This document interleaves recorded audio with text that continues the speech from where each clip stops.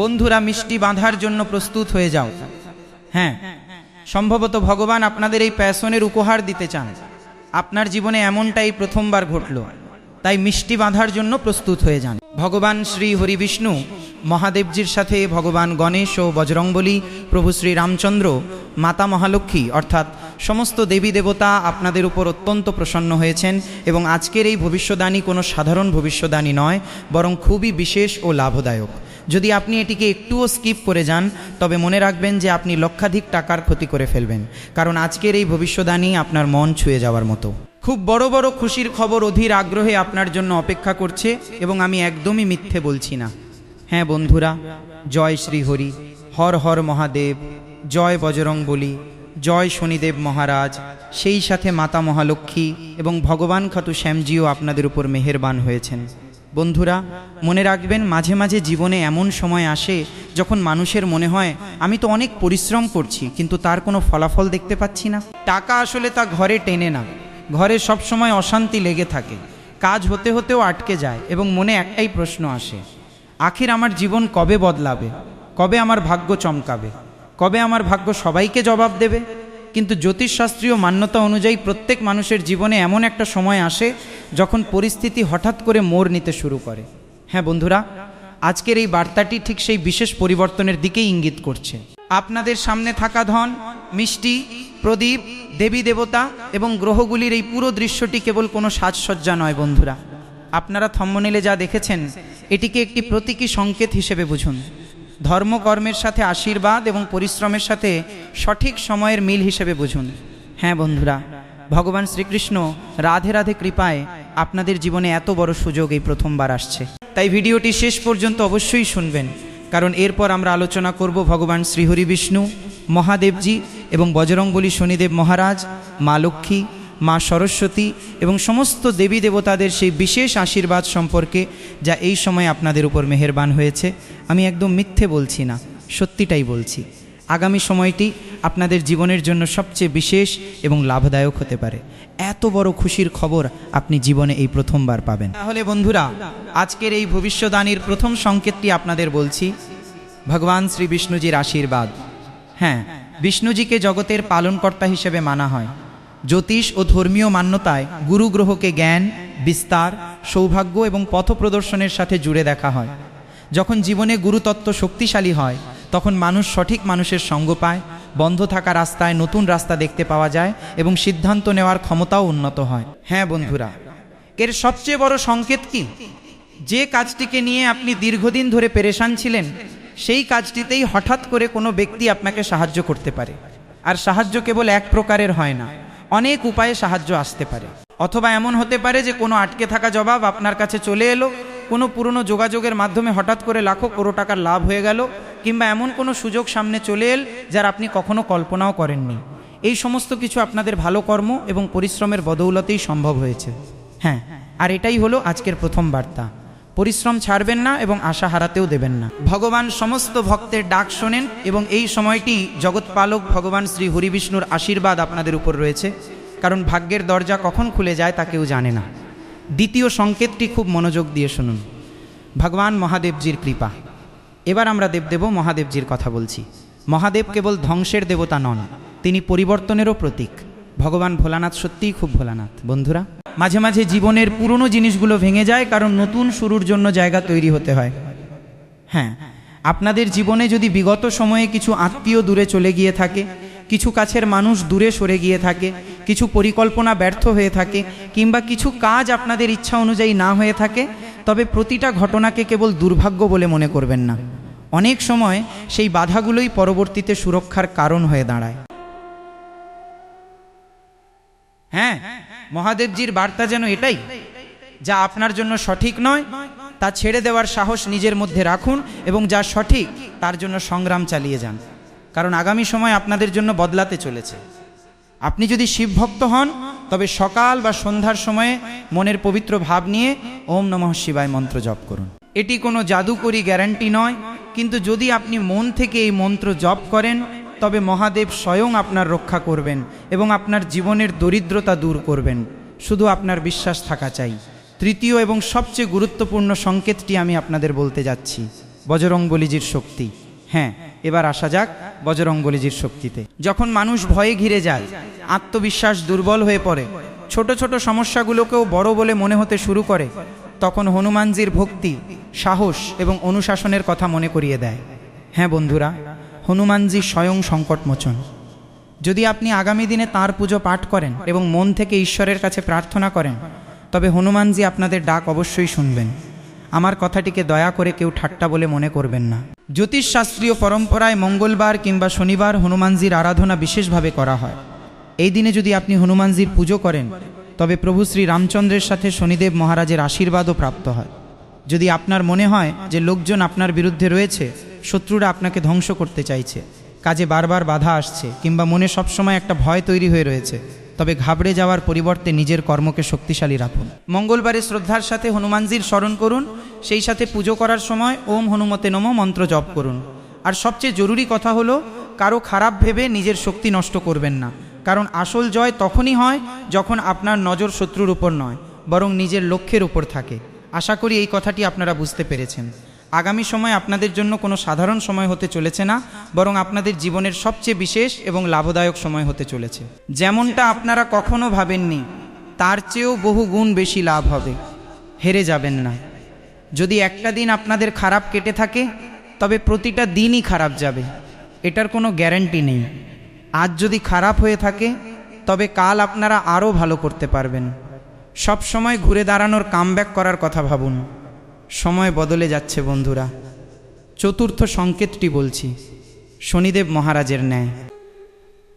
হ্যাঁ বন্ধুরা, এবার আমরা সেই দেবতার কথা বলবো, যার নাম শুনলেই অনেকেই ভয় পেয়ে যান, অনেকের মনে আতঙ্ক তৈরি হয়ে যায়। তিনি হলেন কর্মফলের দেবতা শনিদেব মহারাজ। কিন্তু শনিদেবকে কেবল ভয়ের সাথে জুড়ে দেওয়া একদমই ঠিক নয়। ধর্মীয় মান্যতায় শনিদেবকে কর্ম এবং ন্যায়ের সাথে জুড়ে দেখা হয়, অর্থাৎ যেমন কর্ম তেমন ফল। এই ধারণাটি আমাদের নিজেদের কর্মের দায়িত্ব নেওয়ার প্রেরণা দেয়। তাই যদি আপনার জীবনে দেরি হয়ে থাকে, তবে নিরাশ হবেন না। অনেক সময় দেরির অর্থ শেষ হয়ে যাওয়া নয়, বরং অনেক সময় সেই দেরি আমাদের শক্তিশালী করে তোলার সঠিক সময় তৈরি করে দেয়। হ্যাঁ বন্ধুরা, শনিদেব কৃপা পাওয়ার সবচেয়ে বড় উপায় হলো কাউকে ধোঁকা না দেওয়া, পরিশ্রম থেকে পালিয়ে না যাওয়া এবং কোনো সাহায্য প্রার্থীর সাথে খারাপ আচরণ না করা। শনিদেব আমাদের শেখান যে সবসময় সৎ কর্ম করো, মানুষের সাহায্য করো, কারো ক্ষতি করো না। জীবনে যদি সামনে এগোতে হয়, তবে ধৈর্য ধরুন। আপনি যদি ধীরে ধীরে সামনে এগোন, তবে বড় সফলতা পাবেন। কিন্তু হঠাৎ যদি হম্বিতম্বি করেন, তাড়াহুড়ো করেন, তবে নিজের হাতেই গণ্ডগোল পাকিয়ে ফেলবেন এবং যেখানে পৌঁছাতে চান সেখানে পৌঁছাতে পারবেন না। লক্ষ্যে পৌঁছানোর জন্য পরিশ্রম, ডেডিকেশন এবং ধৈর্যের অত্যন্ত প্রয়োজন রয়েছে। শনিবারে নিজের সামর্থ্য অনুযায়ী কোনো সাহায্য প্রার্থী মানুষকে সাহায্য করা উচিত। তাই আজ থেকেই মন থেকে একটি সংকল্প নিন এবং বলুন, আমি পরিশ্রম করব, ভুল পথ থেকে দূরে থাকব এবং আমার কর্মকে আরও উন্নত করব। এটিই শনিদেবের বার্তার সবচেয়ে সুন্দর রূপ। এই কথাটি মনে মনে বারবার আওড়াবেন। হ্যাঁ বন্ধুরা, আর কখনো অন্য কারো সাফল্য দেখে হর্ষিত বা ঈর্ষান্বিত হবেন না, কারো সাথে নিজের তুলনা করবেন না। ভগবান আপনাকে যেভাবে তৈরি করেছেন সেটাই সবচেয়ে আলাদা এবং সর্বশ্রেষ্ঠ। আপনি নিজের মধ্যেই এক অদ্ভুত সত্তা, তাই কখনো কারো সাথে নিজের তুলনা করবেন না, কারণ আগামী সময় আপনাদের জন্য সবচেয়ে বিশেষ এবং লাভদায়ক হতে পারে। এখানে থেকে আমরা আপনাদের পঞ্চম সবচেয়ে বিশেষ সংকেতটি বলতে যাচ্ছি। আশা করি আপনারা খুব মনোযোগ দিয়ে শুনবেন, অর্থাৎ ধনদেবী মা মহালক্ষ্মীর আশীর্বাদ প্রাপ্ত হতে চলেছে। এবার সেই সংকেতে আসুন, যা আজকের এই ভিডিওর প্রধান বিষয়বস্তু, ধন, মিষ্টি এবং টাকা। হ্যাঁ, মা লক্ষ্মীকে ধন, সমৃদ্ধি ও সৌভাগ্যের দেবী বলে মানা হয়। কিন্তু একটা কথা সবসময় মনে রাখবেন, মাতা মহালক্ষ্মী চঞ্চল স্বভাবের হন। আপনাদের জীবনে যদি ধন আসে, টাকা আসে এবং আপনি যদি তার ভুল ব্যবহার করেন, সঞ্চয় না করেন, তবে মাতা মহালক্ষ্মী আপনার দরজা থেকে ফিরেও যেতে পারেন। তাই সতর্কতাও খুব জরুরি। তবে একটা কথা সবসময় মনে রাখবেন, ধন কেবল উপার্জন করলেই হয় না, তাকে সামলিয়ে রাখতে পারলেও বাড়ে। যদি টাকা আসে কিন্তু কোনো পরিকল্পনা ছাড়াই তা খরচ হয়ে যায়, তবে আয় বাড়ার পরেও আর্থিক সমস্যা থেকেই যেতে পারে।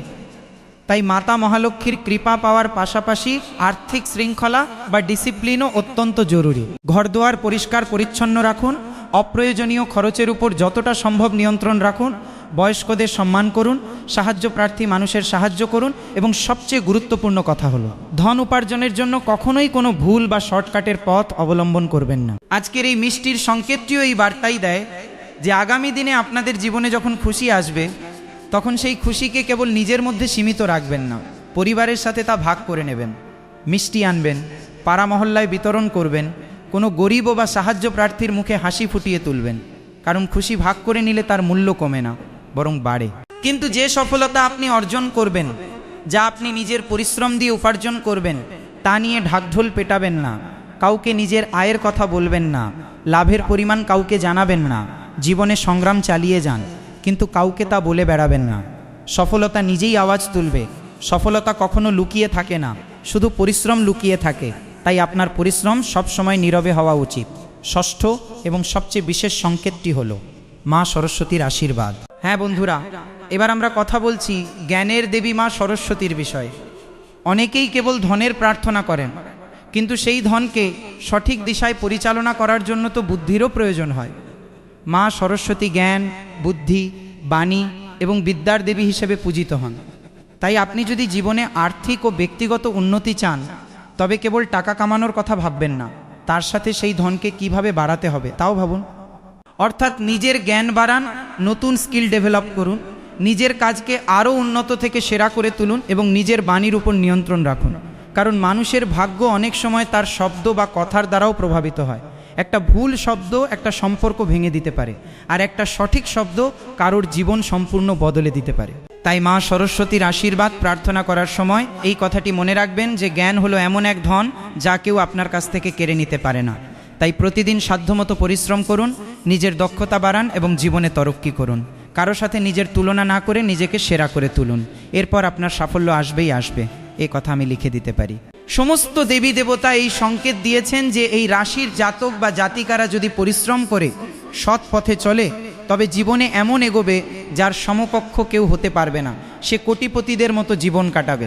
সপ্তম সংকেতটি হলো সমস্ত দেবী দেবতার আশীর্বাদ কিভাবে প্রাপ্ত করবেন এবং কিভাবে এই সময়ে সমস্ত দেবী দেবতার আশীর্বাদ আপনাদের উপর বর্ষিত হচ্ছে। বন্ধুরা, এবার এই পুরো বিষয়টিকে একটু গভীরভাবে বোঝার চেষ্টা করুন। ভগবান শ্রী বিষ্ণু জীবনে ভারসাম্যের বার্তা দিয়েছেন, মহাদেব পরিবর্তন ও সাহসের বার্তা দিয়েছেন, বজরংবলী শক্তি ও আত্মবিশ্বাসের বার্তা দিয়েছেন এবং আপনাদের জীবনের সমস্ত সংকট ও সমস্যা দূর করবেন, এমনটাই বজরংবলী বার্তা দিয়েছেন। শনিদেব আপনাদের সব সময় বলেছেন যে ভালো কর্ম করো, ন্যায়পথই হলো আসল ধর্ম। মা লক্ষ্মী আপনাদের সমৃদ্ধি ও সুখের বার্তা দিয়েছেন এবং মা সরস্বতী এই সংকেত দিচ্ছেন যে এখন আপনাদের জীবনে অনেক বেশি খুশি আসতে চলেছে, কেবল জ্ঞান ও বুদ্ধির পথ অনুসরণ করতে হবে। ভগবান গণেশ হলেন প্রথম পূজ্য দেবতা, যিনি সমস্ত শুভ কাজের সূচনা করেন এবং সমস্ত বাধা দূর করেন।